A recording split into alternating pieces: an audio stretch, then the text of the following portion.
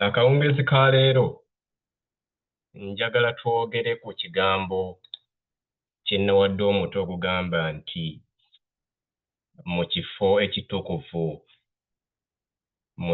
ekitukuvu ndowooza fly yabaddeko nti on holy ground mu kifo ekitukuvu ng'era ekyokuyiga kyaffe oba kye tugenda okwejjukanya tukimanyi tusomawo bulijjo oba oli awo nayagadde nyongere okugaziyaamuko katono tugenda kwogera ku nsisinkano ya Katonda n'omuddu we Musa mu kisaka ekyaka n'omuliro. Katusabe. Katonda waffe ayinza byonna tukwebaza kaseera kano k'otuwadde okwogerako wamu naawe tukusaba omwoyo omutukuvu ajja atubukale tusobole okuwulira ky'oyogera gye tuli aye tuve wano nga tukyusibbwa ku bwa Yesu Kristo omulokozi waffe. Amiina. Bw'osoma essuula ey'okusatu okuva ku lunyiriri olusooka paka nga 14 olugero luno we luli Yesu Katonda ng'asisinkana Musa. Ku mulundi guno Bayibuli etugamba nti Musa yali alunda kisibo kya mukoddomi we Yesero. Yali atutte endiga ng'azitutte ku ttale okuzifunira omuddo n'amazzi. Abamu ku mmwe temwalundako abamuwulira abalaalo abamu ne mubalaba nga bagobaganya abantu ku ttaka naye ffe abaalundako ensolo ente twazitwalanga okuzinoonyeza omuddo naddala oguli fresh mu biseera nga kati eby'omusana nga mutambula okuva ku kyalo ekimu ne mugenda ku kyalo ekirala.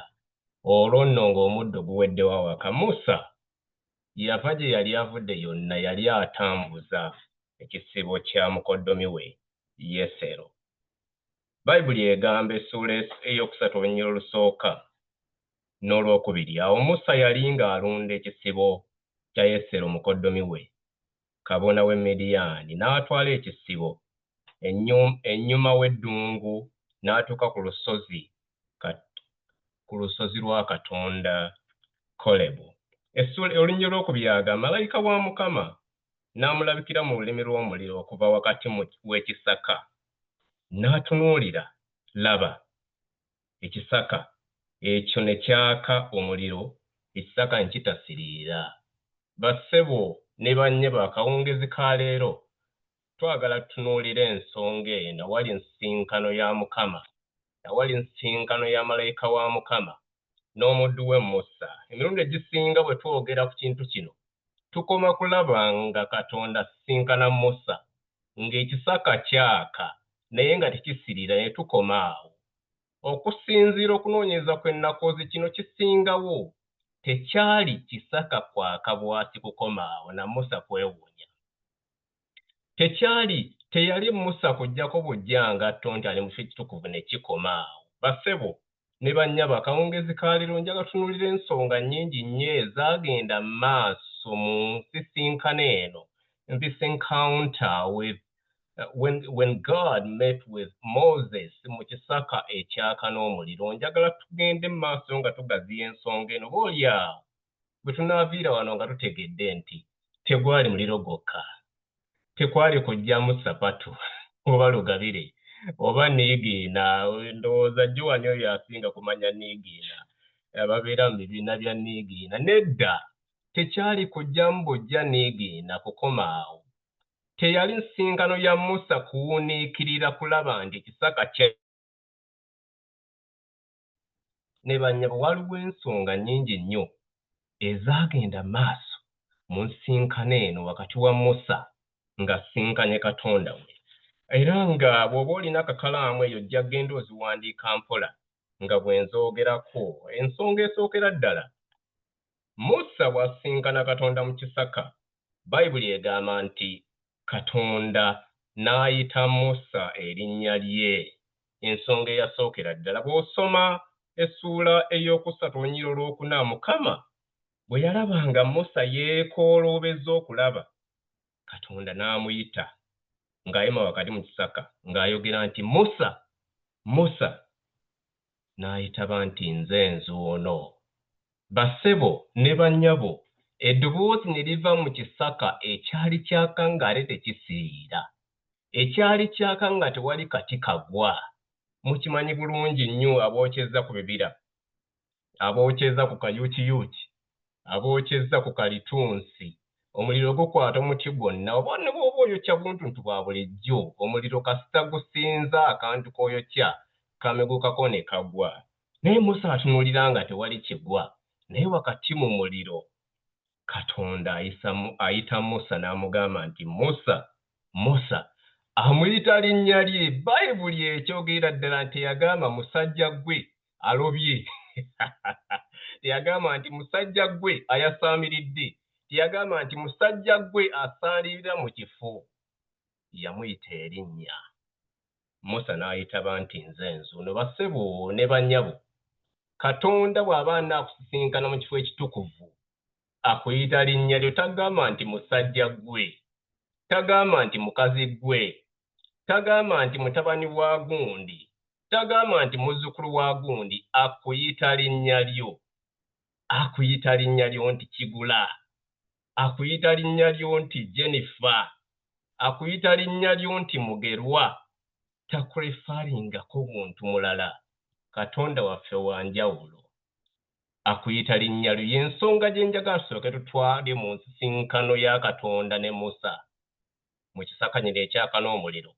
Njagala tunuulire ensonga ey'okubiri, era ng'eno egenda kuyitibwa God's presence is revealed in holiness, nti okubeerawo kwa Katonda kubikkulwa mu butukuvu. Bassebo ne bannyabo, Musa bw'asembera ekikomi kino ekyali kyaka n'omuliro, walabikawo a divine encounter. Waliwo ensisinkano ey'obutuukirivu, waliwo ensisinkano ey'obwakatonda, era erabikira mu kifo kino Musa wasinkanira Katonda. Kubanga Bayibuli egamba mu Lunyiriri olwokutaano mu ssula ey'okusatu, Katonda n'ayogera nti tosembera wano, ggyamu engatto zo mu bigere byo, kubanga ekifo ky'oyimiriddemu y'ensi entukuvu. Bassebo ne bannyabo, okubeerawo kwa Katonda kubikkula mu bifo ebitukuvu. Katonda tamala gabeera buli wamu awatali watukuvu. Katonda tamala gatambula na bantu abatakkiriza kwerongoosa kufuuka batukuvu. Musa yali alina okuggyamu engatto, kubanga ekifo ky'azze okusinkanamu ne Katonda kifo kitukuvu. Katonda tamala gabeera mu bifo nga tetukkiriza kwerongoosa kufaanana ekyo ky'atwagala. Bayibuli egamba nti Musa n'asembera wali, n'aggyamu engatto, kubanga ekiragiro kyamugamba nti ekifo ky'ozzeemu kifo kitukuvu. Ensonga yaffe ey'okubiri egamba nti bw'oba onaasembera wali Katonda, bw'oba onaasembera wali mutukuvu, oteeka okuba omwetegefu okufaanana ekyo Katonda ky'akusaba. God's presence is revealed in holiness. Okubeerawo kwa Katonda kubikkulwa mu butukuvu. Njagala okuleeta ensonga ey'okusatu nga twongera okwekenneenya ensinkano ya Musa eno ne Katonda mu kisaka kino ekyaka n'omuliro etuyigiriza ki? Ensonga nnyingi nnyo ze tuyiga wano, okusinga okuwuniikirira obuniikirize nti Musa yajja ku kikoomi ekyaka n'omuliro, ekisaka nga tewali kantu kagwa, nga tewali vvu. Ensonga ey'okusatu, God reveals his identity and covenant faithfulness. Katonda yeeyanjula era akkaatiriza endagaano ye eri abantu be. Katonda bw'ayogera ne Musa amujjukiza nti nze Katonda wa bajjajjaabo, jjajjaawo Ibulayimu, jjajjaawo Yakobo ne jjajjaawo Isaaka. Era bino abyogera nti ayongera okumukkaatiriza nti ebigambo by'ayogera naye mwesigwe, yali ne bajjajjaabe, akuuma endagaano ye, akuuma ebigambo bye yayogera ne jjajjaawo okutuusa n'akaseera ka leero n'okweyongerayo. Bw'osoma Olunyiriri olw'omukaaga mu ssula ey'okusatu eyakuva agamba, n'ayogera nate nti nze ndi Katonda wa kitaawo, Katonda wa Ibulayimu, Katonda wa Isaaka era Katonda wa Yakobo. Musa n'akweka amaaso ge kubanga yatya okumutunuulira Katonda. Bassebo ne bannyabo, Musa ate kubanga ali yawulira ku bigambo by'omuntu ono, ebigambo bye yakola mu bajjajjaabe ba Ibulayimu, ba Isaaka, ba Yakobo mu biseera eby'edda. Yali yawulira ku bintu ebyebwewuunya ennyo Katonda bye yakola. Naye mu kiseera kano ate tajjidde mu kirooto. Abamu twebaka ne tuloota. Olumu ndeebakako ne ndoota nga ndi Uganda nga nina amasanyu gendimu nga sigategeera. Ngenda okuddingulwa nga ndi wano. Ngamba kirooto kibadde kitya kino?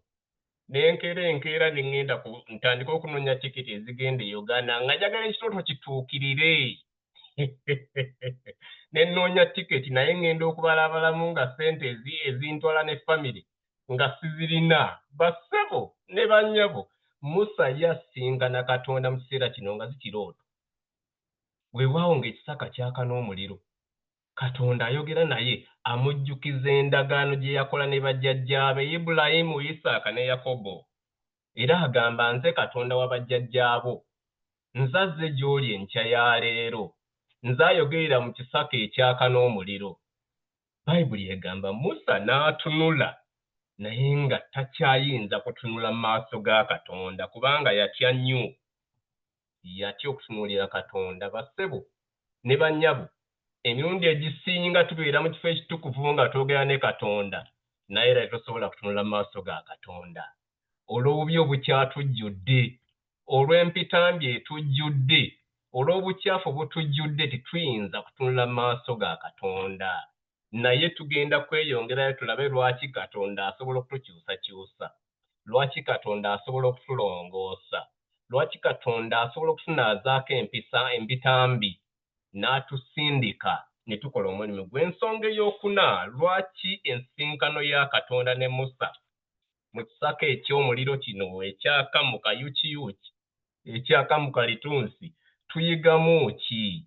Kituyigiriza kiffe ng'Abakristaayo okusinga okulaba obulabi omuliro nga gwaka awo? Agamba God sees, God hears and knows the suffering of his people. Katonda alaba, Katonda awulira, era amanyi okubonaabona kwaffe. Ensisinkano ya Katonda ono ne Musa eraga ekisa, eraga okulumirirwa, era eraga nti Katonda amanyi okubonaabona kwo wano kyeyune, era eraga nti Katonda amanyi okubonaabona ku Rose okumu, eraga nti Katonda amanyi okubonaabona ku Georgia Sarah Senteza Namuyanja Proscovia. Katonda bw'akusisinkana kitegeeza nti abadde akulondoola, abadde akugoberera, era kati azze okutuukiriza ebyo yakusuubiza. Ebintu ebituukako, ebituukira mu biseera byaffe, Katonda aba yabisuubiza bajjajjaffe, naye n'abituukiriza mu kiseera kyaffe, oba n'abituukiriza mu biseera by'abazzukulu. Katonda alabikira Musa n'agamba nti mmanyi okubonaabona kw'abantu bange. Bw'osoma mu ssula ey'okusatu ey'Okuva olunyiriri olw'omusanvu, agamba Mukama n'ayogera nti ndabidde ddala okubonaabona kw'abantu bange abali mu Misiri. Bayibuli egamba nti abaana ba Misiri baabonaabona emyaka 420 nga bali mu nsi y'e Misiri. Yusufu bwe yamala okufa, abaana ba Isirayiri baabonaabona mu nsi ne babeera ng'emmomboze. Ne batuuka n'ekiseera ne beerabira Katonda, ne balowooza nti okunuulibwa kwabwe kwaggwaawo dda, tebalinaayo ssuubi. Bayibuli egamba nti Musa bw'asisinkana ne Katonda mu kisaka ekyaka n'omuliro, Mukama n'ayogera nti ndabidde ddala okubonaabona kw'abantu bange abali mu Misiri. Ndabye okubonaabona kw'abantu bange abali mu Ugama, abali mu Amerika, abali ekyaddundu, abali mu kifo kyonna gy'oyinza n'obutamanya. Katonda amanyi okubonaabona kwaffe. Agamba n'empulira okukaaba kwabwe ku lw'abo ababakoza, abatulugunya, ababafuga obumbula, kubanga mmanyi ennaku zaabwe. Bassebo, ne bannyabo endala ensonga lwaki ensinkano ya Katonda ne Musa mu kisaka kino y'amakulu nnyo gye tuli nti Katonda alaba okubonaabona kw'abantu be bali mu Misiri. Awulidde okukaaba kwabwe. Ekiseera kituuse Katonda okujja okubaggya mu nsi ey'obuddu. Ekiseera kituuse Katonda okubaddiramu. Ekiseera kituuse Katonda okuddamu okubeebikkulira. Ajja abaggye mu nsi ey'okubonaabona kubanga eno ensi si yaabwe. Baagendayo nga banoonya mirembe naye baafuuka baddu. Abamu bamanyi okugamba nti Amerika ly'eggulu ly'oku nsi. Bw'obeera e Uganda bakugamba nti Amerika ly'eggulu ly'oku nsi. Osobola okusala amagezi gonna ogende ku kadinisa omuyindi omukuba oyitewo ono aba muzungu omuzungu omukuba oyitewo ogende ku kadinisa abantu bagenda ku kadinisa ne bakola fayiro ng'omuzungu tayinza kugamba nti kaddugala kamuume visa n'ayitawo era bw'alinnya ennyonyi wali ku kisaawe Entebbe agamba nze ebya Uganda awannyo weewaawo nze mbikoze eki mbimaze okubonaabona nkuvuddemu. Agamba ebya Uganda sidda bazza mulambo. Mukwano gwange omu yaŋŋamba ne maanennya ebbaati ne nzija mu Amerika ne fuuti 4 ŋŋamba nawo mutundewo we bali muziika 4 nawo batundewo. Bassebo abaana ba Isirayiri baagenda mu nsi y'e Misiri embeera n'ebabeerera nnungi mu biseera ebyasooka. Naye Bayibuli egamba oluvannyuma lwa Yusufu okufa ebintu byatandika okukyuka. Ffenna tuba n'ebigendererwa naye bituuka mu maaso ne bikyuka. Oluusi bikyuka bulungi, oluusi ne bikyuka bubi n'okusinga embeera embi oba oliawo gye twali mu biseera ebikadde. Naye Bayibuli erina ekisuubi kyeyogera wano mu lunyiriri olw'omunaana. Agamba bw'ati nti ekyokuyiga ekirala nti God's power to deliver, amaanyi ga Katonda okulokola. Bayibuli egamba nti ekisaka kino ekyali kyaka n'omuliro naye nga tekisiriira kiraga amaanyi ga Katonda okusimulula n'okununula abantu be nga tebatuusiddwako bulabe.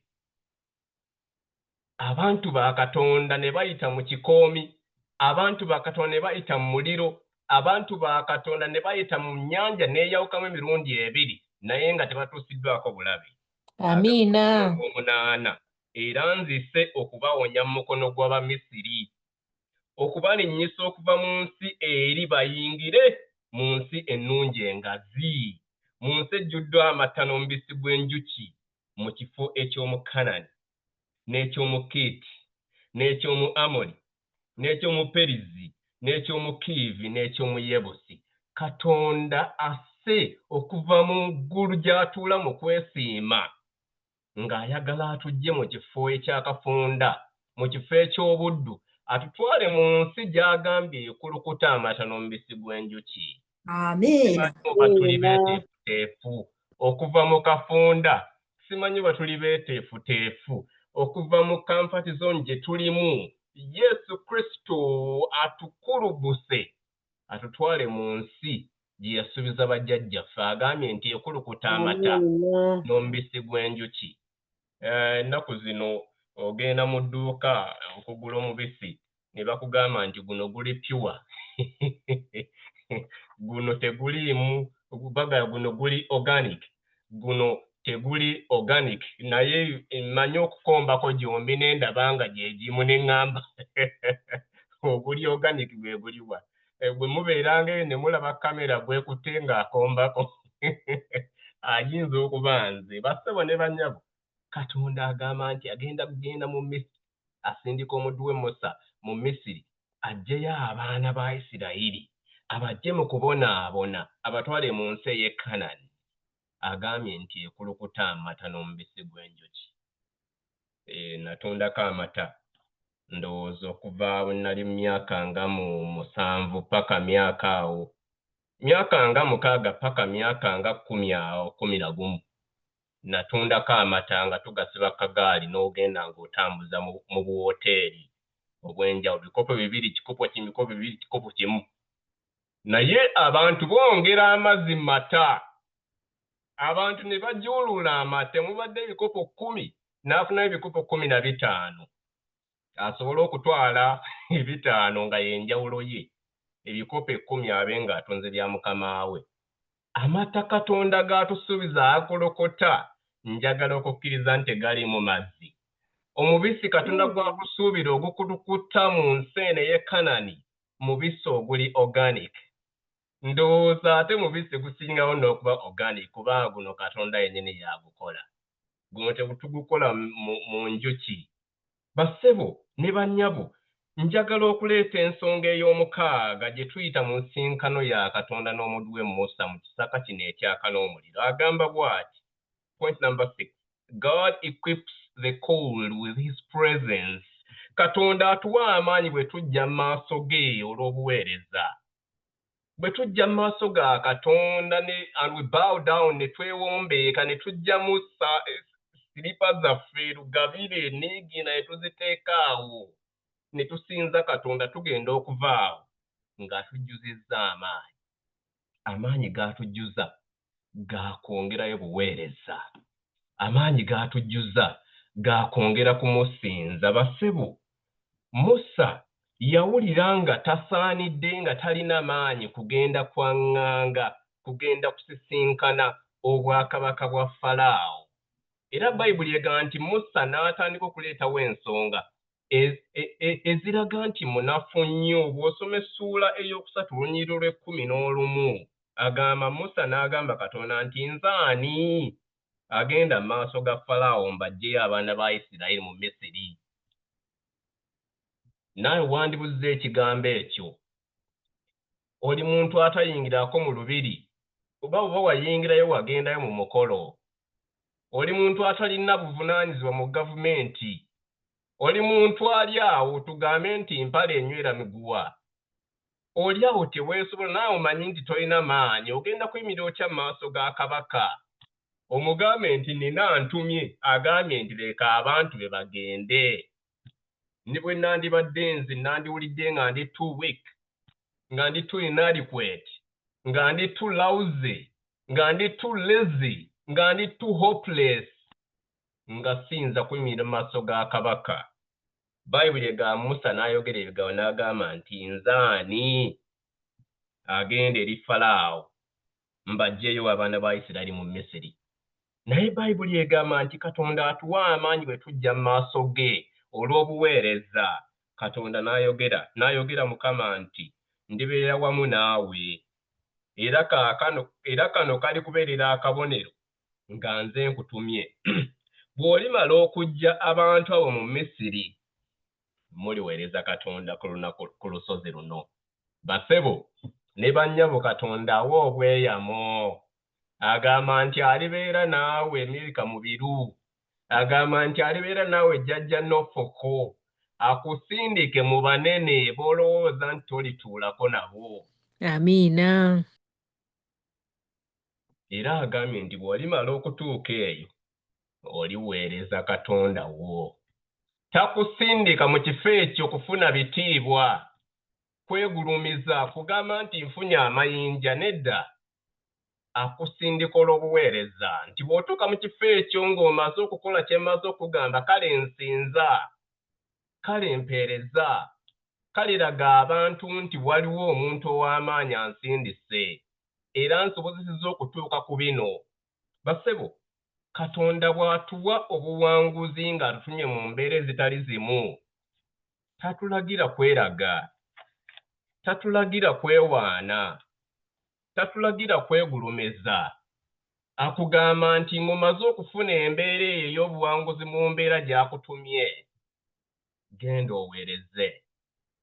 Bassebo ne bannyabo, njagala twogere ensonga 2 tuve wano.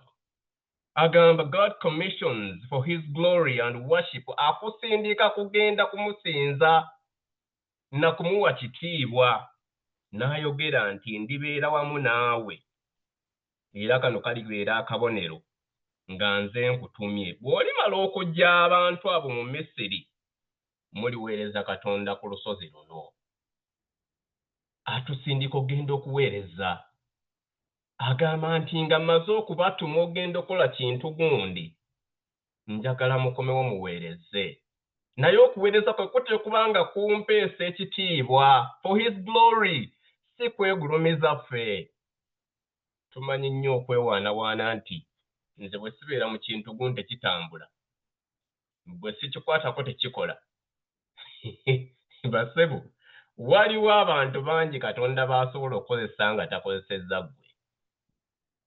Waliwo abantu bangi abatasaanidde nga balinga Musa, Katonda b'asobola okusisinkana.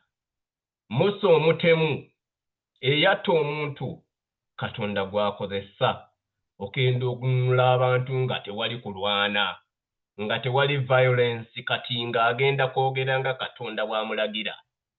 Era agaye singa omala okukola omulimu gwe nkuwadde, kati olina okusinza, olina okumpa ekitiibwa. Ensonga gye njagala tusembeyo akawungeezi ka leero, agamba nti Katonda yeeyanjula nga kikyali. God reveals his eternal name. Katonda yeeyanjula nga kikyali. Agamba olunyi lw'ekumi Katonda n'agamba Musa nti ninga bwendi. Katonda yeeyanjulira Musa.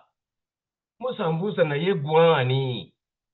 Abantu bwe balimbuuza nti ani antumye ndibagamba ntya? Katonda agamba Musa, ninga bwendi. N'ayogera nti bw'otyo bw'oligamba abaana ba Isirayiri nti ndi yakutumye. Bwe nabadde nga nsoma eky'Oluzungu yagambye bw'ati, the encounter culminated into the revelation of God's name, I am who I am. Kino kitegeeza nti his name is eternal, nti erinnya lye libeerawo emirembe n'emirembe. Self-existent nature. Abeerawo nga tayambibwako muntu yenna kuba mulamu. Abeerawo nga tayambibwako kitonde kyonna. Katonda abeerawo nga ye. Tagatibwako, talwala, takoowa, teyeebaka. I am who I am. Katonda oyo atuma akawungeezi ka leero. Ye yaliwo, yaliwo, yagenda okubawo emirembe n'emirembe.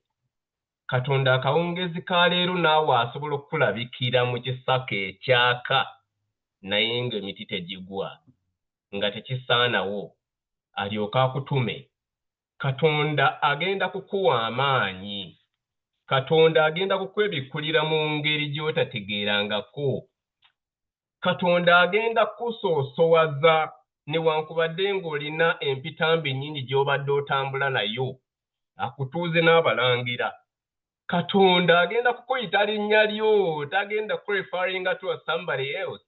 Tagenza gamba nti ono mutabani wa gundi, tagenda gamba nti ono muzzukulu wa gundi gwe ngenda okutuma. Katonda agenda kuyita Joan Kyeyune, jjamu engatto kubanga ekifo ky'olimu kitukuvu.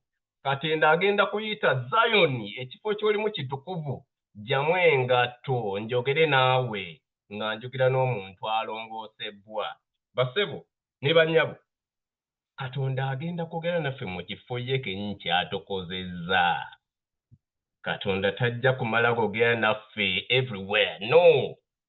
Katonda yeetukuza, Katonda n'atutukuza, n'ayogera naffe nga tusaanidde. Akawungeezi ka leero njagala tubeere nga Musa. Tulina ebintu bye tuyitamu, tulina ebisaka bye tulaba nga byaka naye nga tetumanyi kigendeerwa ki ekiri emabega. Emitawaanya mingi ejja ne gitulumba naye nga tegiggwaawo ng'ekisaka kino ekyaka n'omuliro. Tekisaanawo, tekiggwerera. Awo Katonda mwagenda ofubutuka ayogere naffe. Era agenda kutwebikkulira mu ngeri tutalabangako. Ajja kwogera naffe, agenda tukolera ebinene, agenda tukozesa ebinene, agenda tutuma tukola omulimu gwe, agenda tutuuza ku mmeeza n'abalangira newankubadde nga tuli bakopi abakyafu abazibu ennyo. abatasaanidde kutuula ku mmeeza ntukuvu agenda kutulongoosa atutuuze n'abalangira.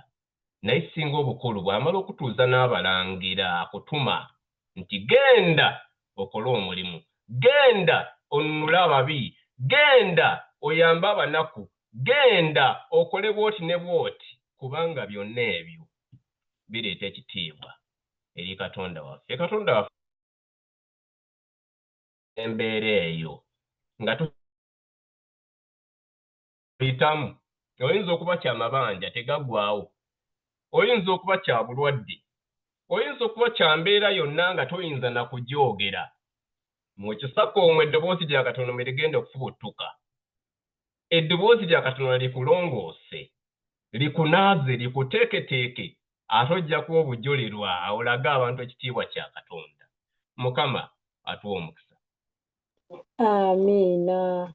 Amiina.